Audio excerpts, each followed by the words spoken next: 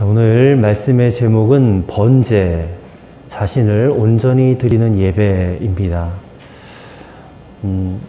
제가 빛예수교회에 와서 창세기부터 쭉 강해 설교를 해왔는데, 창세기를 50장 다 마쳤고, 또 출애굽기 40장 다 마쳤고, 또 오늘부터 레위기 이제 1장부터 또 한 장씩 차례대로 말씀을 읽고 우리가 좀 함께 은혜를 나누고자 합니다. 자, 창세기는 전체 주제가 인간의 죄를 드러내는 겁니다. 인간의 죄. 한마디로 말하면 그렇다는 거죠. 물론 뭐 창조 여러 가지 이제 내용들도 있지만 결국 인간은 죄를 지어서 구원이 필요한 자다라는 것을 보여주었다. 그렇다면 출애굽기는 무엇을 말하냐면 구원을 말하는 겁니다. 구원. 그 유명한 이제 애굽의 10가지 재앙 이후에 출애굽하는 그 과정 있죠. 그래서 구원을 뜻하는 그런 성경이 출애굽기고. 그렇다면 레위기는 뭘까요? 레위기의 전체적인 주제는 거룩입니다. 거룩. 거룩. 자, 창세기는 죄, 출애굽기는 구원, 레위기는 거룩. 그렇다면 그 다음 나오는 성경 민수기는 주제가 뭐냐면 교회를 말합니다. 교회. 그 다음에 신명기는 전체의 주제가 교육을 말합니다. 그러니까 이렇게 이제 모세오경이 창세기, 출애굽기, 레위기, 민수기, 신명기라는 모세오경이 이런 순서로 구성이 되어 있다. 그렇게 보시면 돼요. 그리고 우리는 이제 레위기를 읽을 차례가 되었습니다. 자, 다시 말해서 레위기는 우리에게 거룩한 삶을 살 것을 요구합니다. 레위기의 전체 요절 말씀은 레위기 11장 44절, 45절, 19장 2절, 20장 26절에 나오는 하나님이 거룩하신 것 같이 너희도 거룩하라 입니다. 반복해서 계속 나오는 말씀이에요. 레위기에는 거룩이라는 단어가 150번 넘게 나옵니다. 150번. 그 다음에 깨끗하라라는 말이 180번 이상 나옵니다. 그러니까 이것을 통해서 우리가 알 수 있는 것은 하나님께서 레위기를 통해서 우리에게 말씀하시고자 하는 게 뭐예요? 거룩해지고 깨끗해지기를 바라신다는 겁니다. 그러므로 레위기는 구원받은 자가 어떻게 거룩한 삶을 살아갈 것인가에 대해서 말씀하시는 성경이라 할 수 있습니다. 특별히 레위기 앞부분은 가장 중요한 제사에 대해서 말씀하고 있거든요. 그래서 하나님께서 이스라엘 백성들에게 속죄를 위해서, 그들의 거룩한 삶을 위해서 제사를 드려야 되는데 그 제사법이 5가지가 나와요. 번제, 소제, 화목제, 속건제, 속죄제, 이렇게 5가지의 제사가 나오는데 뒤에서 말씀드리겠지만 이 모든 제사들은 다 우리가 믿는 예수 그리스도에 대한 표상입니다. 다 예수님을 향하여 가리키는 그런 제사법들이에요. 그리고 이런 제사의 모든 형식이나 절차들, 내용들이 오늘날 우리가 어떻게 예배를 드려야 되는가에 대해서 다 교훈하고 있는 말씀들입니다. 맨 처음 제사 형식이 바로 번제입니다. 번제. 이 번제는 히브리 원어로 올라, 우리말로 올라가 아니고 히브리 말로 올라라는 뜻인데 이게 피워 올리다, 올라가다. 아, 비슷하죠?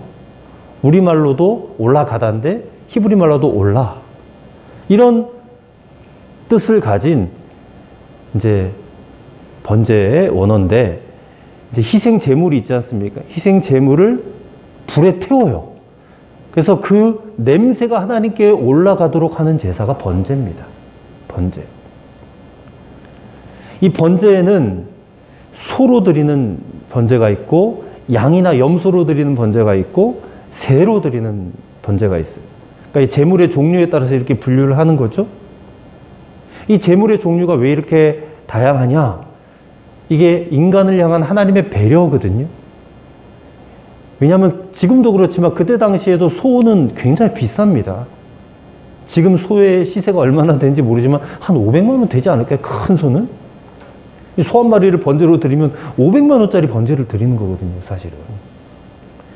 근데 가난한 사람들은 소를 드릴 수가 없잖아요.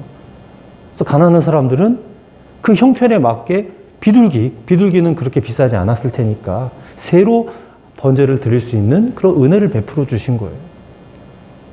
그래서 하나님께서는 예수 그리스도를 통하여 주신 구원이 남녀노소나 빈부귀천에 관계없이 다 베풀어 주신 은혜를 우리가 거기서 깨닫게 되는 겁니다.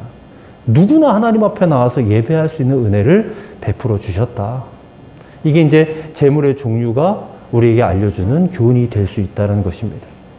자, 그렇다면 오늘 이 번제에 대한 말씀 우리가 함께 나눌 텐데, 이 번제가 오늘날 우리 예배에 어떤 교훈을 주는가, 그리고 우리가 어떤 자세와 태도로 하나님 앞에 예배를 드려야 될 것인가에 대해서 함께 생각해보고 우리의 기도의 제목으로 삼고자 합니다. 첫째로, 번제는 온전한 자기 부인을 의미합니다. 자기 부인. 번제는 구약 시대의 가장 대표적인 제사법으로서 제물을 하나도 남김없이 완전히 불태워버리는 제사예요. 번제가 갖는 의미는 제사를 드리는 자가 자기 자신을 온전히 하나님 앞에 드린다라는 것을 뜻해요. 즉 온전한 헌신입니다. 번제의 의미는 온전한 헌신. 그러니까 이것은 하나님 앞에서 철저한 자기 부인이에요. 자기 부인. 하나님에 대한 온전한 자기 의탁이에요. 그래서 이 번제는 예배의 영원한 모본이 돼요. 예배가 곧 하나님 앞에서 자기를 부인하는 행위거든요. 그리고 하나님께 대한 자기 의탁이 되기 때문에 그래요. 여러분, 오늘날 예배라는 말은 이런 의미를 갖고 있어요. 섬긴다. 예배가 영어로 서비스라고도 하거든요. 서비스. 섬긴다.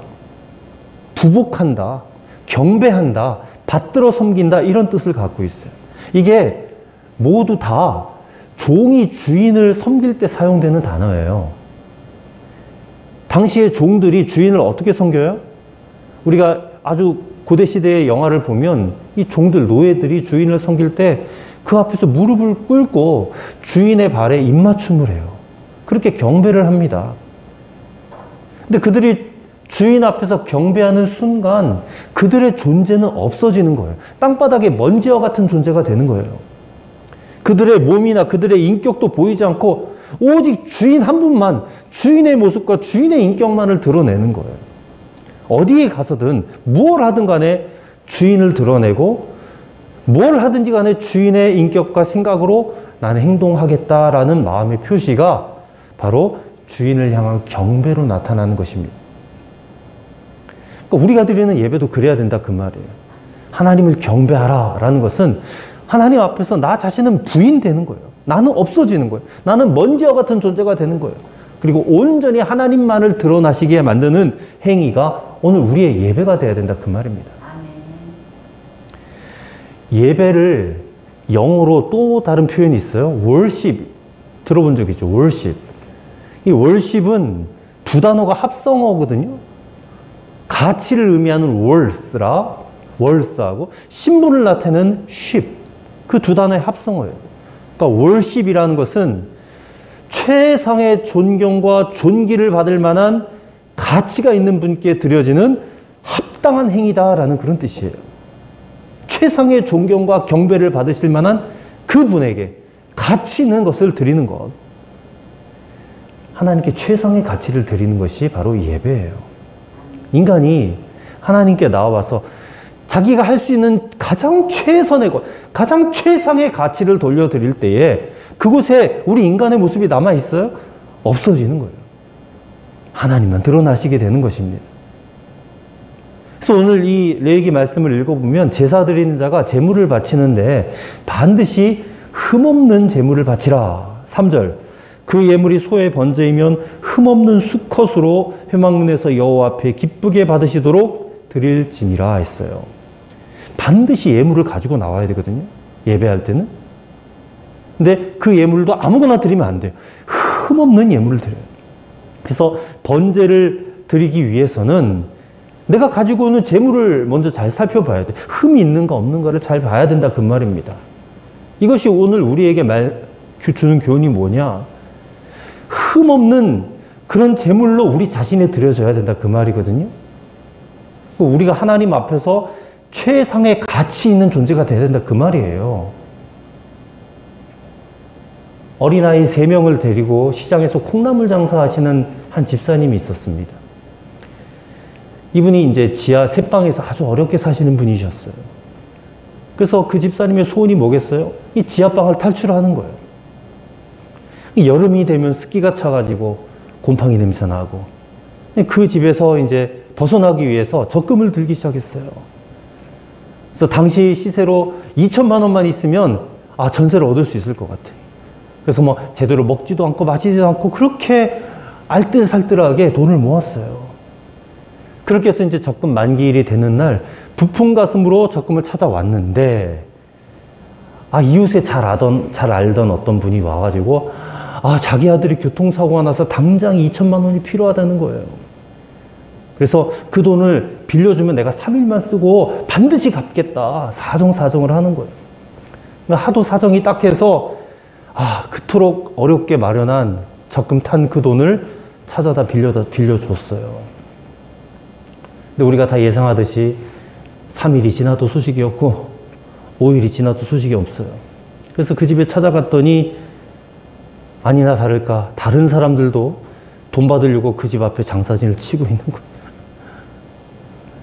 집사님이 하나님께 기도합니다. 울면서, 하나님, 어떻게 저한테 이렇게 하실 수 있습니까? 왜 하필 납니까? 그러다가 집사님 마음을 다잡고 계속해서 일을 했어요. 1년이 지났습니다. 어느 주일날 이제 성경책을 들고 교회를 가려고 이제 집을 나서는데 전화벨이 울려요. 1년 전에 2천만 원 빌려간 그분이에요. 지금 자기가 공항에 있는데 아무리 생각해도 이게 마음에 너무 걸려서 1,000만 원만이라도 내가 갚고 떠나겠다. 그러니 지금 당장 공항으로 나오면 그 1,000만 원 주겠다고 말을 하는 거예요. 이 집사님이 그 돈 받으려고 공항에 가야지 하고 생각을 했는데 오늘 생각해보니까 주일인 거예요. 주일. 내가 지금까지 예배를 한 번도 빠진 적이 없는데 공항에 가면 이 주일을 범하게 되는 거잖아요. 골고다 언덕에 예수님께서는 나를 위해서 목숨까지 다 주셨는데, 그래, 차라리 그 1,000만 원 어려운 사람 줘버렸다 셈치고 나는 하나님께 예배 드리러 가야지. 이렇게 해서 그 집사님은 그날 1,000만 원과 맞바꾸는 예배를 드렸어요. 1,000만 원짜리 예배를 드린 거. 그야말로 1,000만 원짜리 예배. 하나님이 그 예배를 받으셨을까 안 받으셨을까요? 받으시죠. 그 집사님의 하나님을 향한 진실한 예배, 하나님을 최상의 가치로 섬기겠다라고 하는 그 예배, 하나님이 잊지 않으시고 그분에게 넘치도록 갚아주시는 겁니다. 콩나물 장사가 그렇게 잘 될 수가 없는 거예요. 콩나물 장사. 여러분, 콩나물 팔아봤자 얼마나 남아요. 잘 돼봤자 얼마나 잘 되겠습니까? 근데 정말 넘치도록 잘 돼가지고 이게 시장에 소문이 나서 나중에는 콩나물 공장도 차리고 공장도 날로 번창해가지고 결국에는 좋은 집을 지었대요. 돈 엄청 벌어가지고. 우리 하나님 그런 분이십니다. 우리 그런 하나님을 믿는 거예요. 하나님을 어떻게 대우해 드리느냐가 너무너무 중요한 부분입니다. 하나님을 가장 최선을 다해서 가장 존귀한 분으로 대우해 드리는 것. 그럼 하나님이 우리를 어떻게 생각하십니까? 하나님께서도 우리를 가장 존귀한 자로 대우해 주시는 거예요. 우리가 사무엘상 그 오후 예배 때 말씀 나누면서도 그 말씀 드렸잖아요. 하나님을 존중해 드리면 하나님이 우리를 존중해 주신다 그 말입니다. 이것이 바로 하나님이 받으실 만한 최상의 가치가 아닐까. 가장 흠없는 재물이 아닐까. 이게 온전한 자기 부인이 아닐까 싶어요. 잠언 말씀 읽어봤겠지만 잠언 4장 8절에 이런 말씀이 있어요. 그를 높이라. 그리하면 그가 너를 높여주리라. 하나님을 높이면 하나님께서 우리를 높여주신다는 거예요. 근데 우리가 하나님을 무시하고 하나님을 섭섭하게 해드리고 하나님을 마음 아프게 해드리면 우리에게 좋은 일이 있을 리가 없죠. 그렇지 않겠어요? 계속해서 잠언 4장 8절에 만일 그를 품으면 그가 너를 영화롭게 하리라 그랬어요. 예배 받으신 주체는 누구세요? 하나님이십니다. 사람이 아니에요. 근데 오늘날 많은 성도들이 이 예배하는 모습을 보면 그냥 예배의 주체가 하나님이 아닌 것 같아. 사람에게 있고 다른 사람에게 있는 것. 사람의 편의대로 시간을 마음대로 조종하고 사람을 축하하고 사람에게 영광을 돌리기 위해서 예배를 사용해요. 세속적 가치를 위해서는 얼마든지 뒤로 밀려줄 수 있는 것이 오늘 성도들이 드리는 예배가 아닌가 싶어요. 여러분, 이 번제 말씀을 읽으면서 언제나 우리는 하나님께 최상의 가치만을 드리는 그런 예배자가 되어야 될 줄 믿습니다. 예배 받으시는 하나님이 가장 기뻐하실 수 있도록 저와 여러분 자신이 정말로 흠없는 제물로 드려지는 그런 예배가 되기를 주님의 이름으로 소망합니다. 둘째로 번제는 제사 드리는 나 자신이 죽는 예배입니다. 4절의 말씀 보세요. 그는 번제물의 머리에 안수할지니 그를 위하여 기쁘게 받으심이 되어 그를 위하여 속죄가 될 것이라. 자, 번제는 제사 드리는 자가 자기가 가지고 온 제물의 그 머리 위에다가 안수하는 것으로부터 시작돼요. 안수가 뭐예요? 머리에다 손을 얹는 거잖아. 제사 드리는 자가 제물을 바치는 그 짐승의 머리에 손을 얹는 순간, 그리고 손을 얹고 자신의 죄를 하나님 앞에 고백하는 순간 그 사람의 죄는 그 짐승에게 전가됩니다. 나한테 어떤 죄가 있었는데 손을 얹고 안수하면서 죄를 고백하는 순간 그 짐승이 그 죄를 뒤집어 쓰는 거예요. 그 뒤에 그 짐승을 잡으면 인간이 받아야 될 형벌을 짐승이 대신 받아 죽는 겁니다.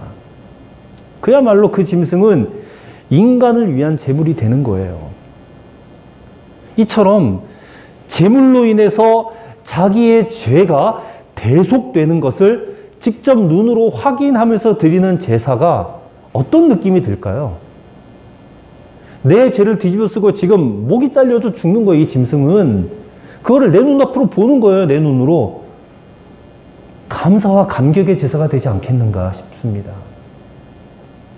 예배는 자기 자신의 죄에 대한 진실한 회개에서부터 시작이 된다라는 말이에요.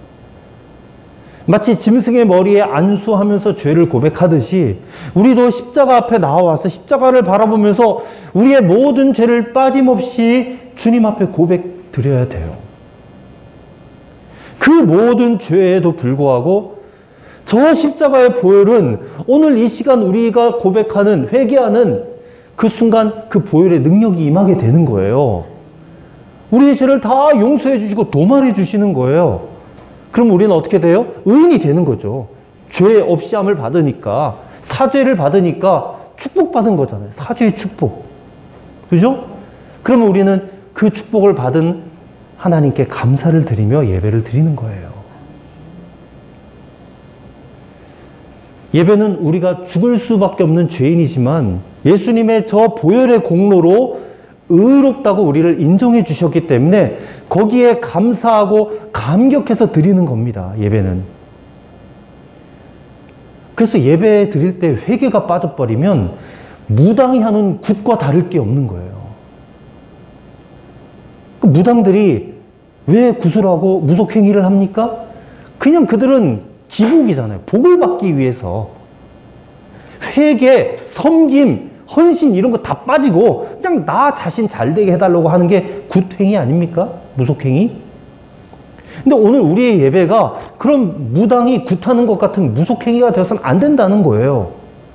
그것과는 완전히 다른 차원의 행위가 우리가 드리는 예배가 돼야 된다는 거예요. 근데 이 번제로 드리는 제물은 남이 잡아주지 않아요. 이 제물은 누가 잡아야 돼요? 제사 드리는 자가 잡아요. 예배에 대해서 많은 분들이 착각하는 부분이 바로 이 부분이에요. 제사를 드리는 자가 그냥 제물을 바치기만 하고 바쳐진 제물은 남이 잡아주겠지. 이 제사를 주관하는 제사장이 있었으니까 그 제사장이 막 직접 제물을 잡고 피를 쏟고 막 이렇게 하겠지라고 알고 있지만 그게 아니라는 겁니다. 제물은 반드시 그 제물을 드린 자가 잡아야 돼요. 제물을 직접 죽여야 된다는 거예요. 그뿐만 아니라 자신이 죽인 제물을 가죽도 직접 벗겨야 되고 제물의 각도 직접 떠야 되고 그 안에 내장과 뭐 떨어져 나온 다리 이런 것들도 물로 깨끗이 다 자기가 씻어야 돼요. 제물을 바치는 자가 이 모든 일을 다 직접 하고 난 뒤에 이제 제사장은 그 제물을 그 피, 제물의 피를 이제 제단에다 뿌리잖아요. 그리고 각으로 떠진 고기와 잘 씻겨진 내장 이런 것들을 이제 제단에 올려놓고 불을 피워서 태우는 게 제사장이 할 일이거든요. 자, 다시 말씀드려요. 번제 드리는 자는 모든 것 제사장에게 다 맡겨놓고 자기는 뒷짐지고 구경하고 있는 것이 아닙니다. 제물을 잡는 일은 철저히 제물을 바치는 자의 소관이에요. 제물을 바치는 자는 지위 고하를 막론하고 제물을 죽일 때 그 이제 피가 튀어오르잖아요. 그럼 그 피를 다 뒤집어 써야 돼, 자기가. 가죽을 벗기고 각을 뜰 때에 그 온갖 피비린내 나고 그 내장을 씻을 때 그 안에 있는 역겨운 냄새들을 다 감수해야 돼요. 이렇게 해야 할 때에 그 제사가 살아있는 제사가 될 수 있다라는 거예요. 자, 오늘 우리의 예배로 가져와 볼게요. 이 대목을. 자, 하나님 앞에서 죄인된 나 자신의 목을 치는 심정으로 제물의 목을 치는 거예요. 하나님께 자기의 안과 밖을 온전히 바치는 마음으로 제물의 가죽을 벗기는 거예요. 그리고 각을 뜨는 거예요. 그리고 그 안에 내장을 물로 깨끗하게 씻는 거예요. 이제 자신의 다리를 하나님 도구로 쓰겠다라고 다짐하면서 그 짐승의 내 다리를 씻는 거예요. 그야말로 제물을 죽이면서 하나님 앞에 자기가 죽는 겁니다. 자기가 죽는 거. 이렇게 제사를 드리고 돌아가는 그 사람의 옷은 피투성이가 돼요. 그 짐승의 피비린내가 진동해요. 겉은 그러다 할지라도 그 영혼은 어떻겠어요? 그 영혼은 이제 내 죄가 완전히 속하여졌다라는 그 놀라운 기쁨으로 충만해졌을 것입니다. 이렇게 죽어져야, 철저하게 죽어져야 하나님이 받으시는 예배가 된다 그 말이에요. 오늘 우리가 교회에 와서 예배를 드리는데 그저 예배의 자리에 앉아서 앞에서 설교하고 예배를 인도하는 목사의 그 예배 행위를 구경하다 가면 안 돼요. 목사의 설교가 좋네 마네 이런 거 감상하고 돌아가면 안 돼요. 성가대 찬양, 성가대 찬양에 오늘 화음이 안 맞았나 이런 거 따지고 있으면 안 돼요. 예배는 온전히 하나님께만 집중해서 하나님 앞에 나 자신이 죽는 시간이 돼야 돼요. 자기의 목을 쳐야 되고 자기의 사지를 온전히 하나님 앞에 내어놓는 시간이 돼야 돼요. 그날 선포되어지는 말씀이 어떤 말씀이든지 그 말씀 앞에 자기의 안과 밖을 온전히 내어놓고 물로 씻어내는 시간이 돼야 돼. 자기를 각을 떠야 돼요. 그 말씀 앞에 드려야 되는 시간이 우리가 드리는 예배가 돼야 돼요. 즉 하나님 앞에 완전히 굴복하는 시간, 완전히 자기 부인하는 시간이 우리의 예배 시간이 돼야 됩니다. 그렇게 우리가 철저히 죽을 때에 우리에게 뭐만 남아요? 하나님의 말씀만 남는 거예요. 그 심령이 하나님 말씀으로 채워지는 것입니다. 그리고 그 말씀이 우리를 일주일 동안 지배하는 것입니다. 이런 예배를 드려야 우리 인생이 변화되어지는 것입니다. 왜 많은 이들이 교회 다니고 예배 드리고 말씀 듣는데 왜 삶이 변화되지 않아요? 이런 예배를 드리지 않기 때문에, 하나님 앞에 번제로 드리는 예배를 드리지 않기 때문에 안 변하는 거예요. 왜 인격도 안 변하고 삶도 변하지 않아요? 예배에 실패했기 때문에 그런 거예요. 오늘 우리 빛의숲교회 성도 여러분, 예배를 수없이 드렸는데도 불구하고 나는 여전히 변하지 않았어, 이런 마음이 든다면 하나님, 오늘부터 나의 예배는 죽은 예배가 되지 않기 원합니다. 정말 하나님 앞에 산 예배가 되어서 내가 죽고 하나님의 말씀이 내 안에 온전히 다스려지고 지배되어지는 그런 예배가 꼭 되게 해달라고 그렇게 기도하는 그런 성도님들이 되시기를 주님의 이름으로 간절히 축원합니다. 세 번째로 번제는 내가 완전히 죽고 태워지는 것입니다. 태워져야 돼요. 자, 레위기에 나오는 5가지 제사법에는 공통된 점들이 있습니다. 특별히 동물을 잡아 드리는 제사에는 어김없이 나오는 말씀들이 있는데 그 말씀이 4가지라고 말할 수가 있어요. 첫 번째는 오늘 보면 5절에 나오죠. 제물을 잡으라는 거예요. 그러니까 제물을 죽여서 피를 흘리라는 거죠. 두 번째는 6절에 나와요. 피를 쏟은 동물의 가죽을 벗겨라. 세 번째는 가죽을 벗긴 동물의 살에 각을 뜨는 거예요. 토막 내라는 거예요. 각을 뜨라는 것은 토막을 내라. 일단 네 번째는 9절에 나오는데 각을 뜬 동물을 단 위에 올려놓고 불로 태우라 라는 거예요. 근데 여러분, 왜 하나님께서 제물을 드릴 때 이렇게 하라고 말씀하시는 걸까? 그냥 짐승은 칼만 대서 피를 흘리기만 해도 죽잖아요. 칼을 대기만 해도 죽는데 왜 이렇게 자꾸만 반복해서 피를 흘려라, 가죽을 벗겨라, 각을 떠라, 불로 태워라 이렇게 말씀하시는 걸까? 그것은 이 제사를 통해서 우리에게 가르치고 싶은 것이 있기 때문에 그래요. 하나님께 예배를 드리는 사람의 자아가 죽어야 하는데 한 번이 아니고 몇 번이고 죽어야 된다는 거예요. 몇 번이고 죽어야 돼요. 죽이고 또 죽여야 된다는 거예요. 이거는 완벽한 죽음을 말씀하는 거예요. 번제는 제물이 완벽하게 죽을 때 하나님이 받으신다라는 겁니다. 죽은 척만 하고 있으면 안 돼. 완전히 죽어야 된다. 이러한 번제를 향기로운 냄새로 받으신다라고 오늘 표현하고 있어요. 오늘 성경 9절에 보면 이는 화제라. 불로 드리는 제사다는 거죠. 화제라. 여호와께 향기로운 냄새니라 라고 했는데 이 말씀이 9절뿐만 아니라 13절에도 나와요. 17절에도 나와요. 또 2장 2절, 9절, 16절 계속해서 나와요. 예배를 드릴 때에 하나님이 흠향하실 만한 향기로운 예배를 여러분 드려야 된다 그 말이에요. 근데 그렇게 하면 하나님께서 흠향하실 예배가 되려면 원칙이 뭐냐? 우리 각자의 생각이 말씀 앞에 완전히 죽어야 되고 우리의 가치관, 생각도 완전히 죽어야 되고 우리 각자의 경험과 욕심도 완전히 죽어야 돼. 철저하게 죽어서 불로 태워져서 연기로 하나님 앞에 올라가야 돼.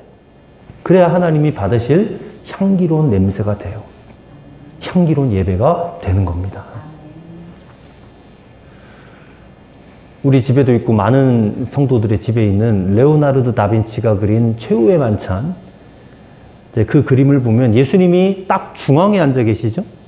이 제자들이 양옆으로 쫙 이렇게 앉아서 함께 식사하는 장면이 나오는데 이 그림이 어떻게 그려졌냐면 레오나르도 다빈치가 43세 때에 이탈리아 밀라노의 어떤 백작의 요청으로 3년 동안 심혈을 기울여서 그렸다는 거예요. 근데 이 그림에 잘 알려지지 않은 사연이 하나가 있답니다. 자, 지금 현재 그림에는 예수님의 팔이 탁자 위에 올라가 있는 모양인데 다빈치가 처음에 그렸던 것은 예수님의 오른손에 컵을 들고 계셨다는 거예요. 컵. 근데 이 작품이 수정이 됐다는 겁니다. 작품이 완성될 무렵에 이 다빈치가 친구에게 그림을 보여주었대요. 근데 그 친구가 대뜸 하는 말이 이봐 자네 여기 지금 예수님이 오른손에 들고 있는 컵이 꼭 진짜 같아 그렇게 말을 하는 거예요. 그 말에 다빈치가 충격을 받았어요. 왜 충격을 받았을까? 별로 대수롭지 않은 말이잖아. 아, 그 컵이 꼭 진짜 같다. 근데 다빈치는 그 말을 어떻게 받아들였냐면 이 그림에서 가장 드러나고 중요한 분이 예수님이어야 되는데 아니 예수님보다 컵이 더 눈에 들어온다 그 말로 받아들인 거예요. 예수님보다 더 중요하게 드러나는 부분이 있으면 안 되는데 어떻게 컵이 더 눈에 들어오는가? 그래서 그 진짜 같아 보이는 컵을 지워버린 거예요. 예수님의 팔이 그냥 가만히 탁자 위에 올라가 있는 모양으로 그림을 수정했다라는 것입니다. 여러분, 우리가 드리는 예배에 예수 그리스도보다, 하나님보다 더 중요하게 드러나는 것이 있으면 절대 안 돼요.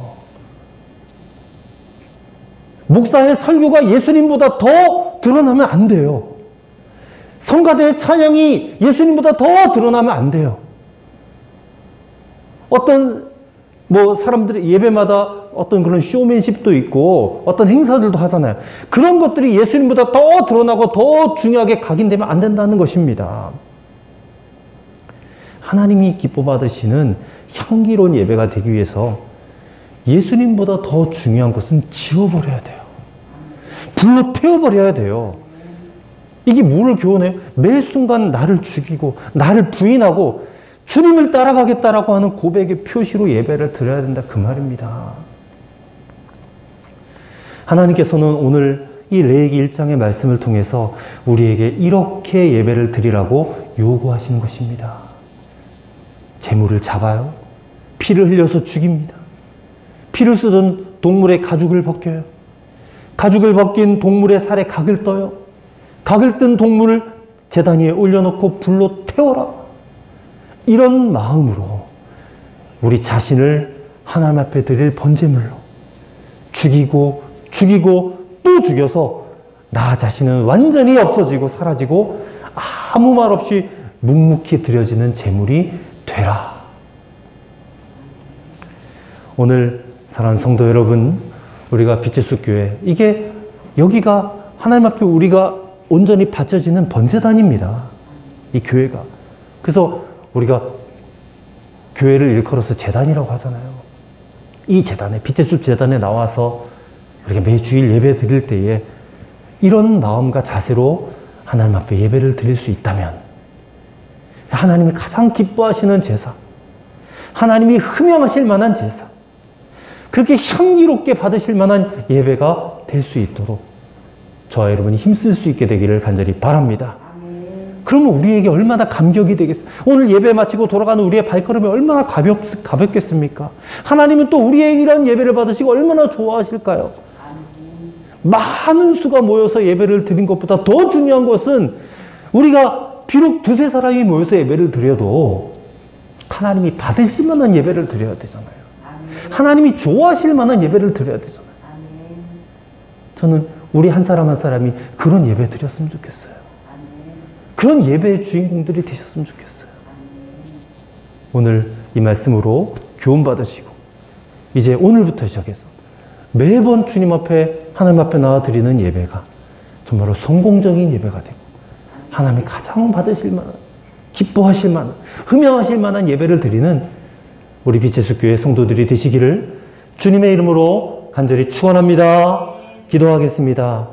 하나님 아버지, 제물을 잡아 피를 흘리고 죽이고 가죽을 벗기고 각을 뜨고 불로 태우는 마음과 자세로 오늘 이 시간 예배로 나온 저희들, 우리의 모든 자아와 생각과 혈기와 가치와 철학을 온전히 죽고 주님께 올려드리는 번제가 되게 하여 주옵소서. 아멘.